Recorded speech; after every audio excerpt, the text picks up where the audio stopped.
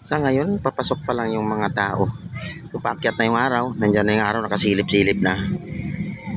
So, paakyat pa lang yung araw mga idol. Ulitin, paakyat pa lang yung araw. Ngayon pa lang nasipagpasukan, nasipagpasyalan yung halos karamihan. May mga dala pang mga bata. So, ingatan nyo lang yung mga bata nyo. Hindi madapa dyan. Malagyan yung buhangin yung mata. Malayang. Ay, may mga bata doon na malayang tumakbo-takbo. Yung nga lang di ingatan, hawakan nyo baka madapa, malagyan ng buhangin yung mga mata pagdala nyo yung mga anak-anak nyo dito. Halos karamihan may mga bit-bit na bata mga idol. Dyan parte may mga dala-dala pang gitara. Yung parte doon yung mga kinuhanan ko at binabahagi sa inyong video. Ayun, yung tinatawag nilang reclamation area na parte doon.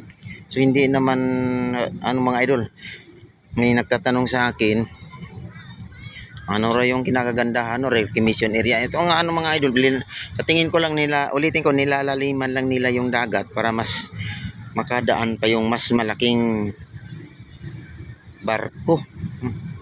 Nilalaliman na nila para mas makadaan pa yung mas malaking barko nung yung parte na yan dyan. Yan yung pinagtatalunan sa ngayon, yung reclamation area. Kasi pumunta tayo nung nakaraang mga linggo dyan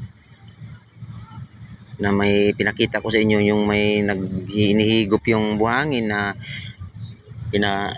binubuga doon sa bird. Sa ngayon, sa tingin ko pinalaliman nila yung ilalim mga idol. So, hindi naman yan siguro itong lugar na to bawal, ang alam ko bawal mangisda kasi dinadaanan ng malalaking barko yan. So bawal sa parte na yan, yung ginawang reclamation area, pinagbabawal yung pangingisda dyan. Talagang binigyan daan itong parte na ito para dadaanan ng barko papunta doon sa ating pantalan. Ayan, may mga barko yan, ng mga napakahigpit yung gwardiya na yung may sinasabi yung gwardiya, lahat ng yung halimbawa yung mga basura ilalagay doon sa talagang napakahigpit dito. Ulitin ko yung usapin natin sa reclamation area.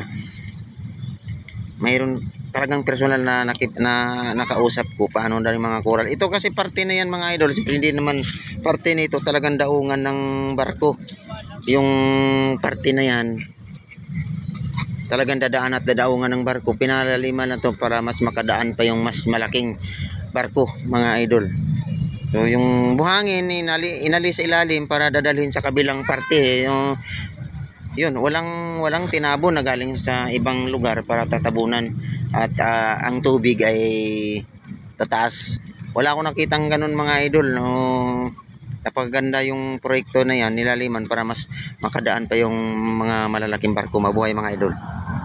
Siguro naman nasagot ko na sa inyo yung mga katanungan nyo yung ganung usapin.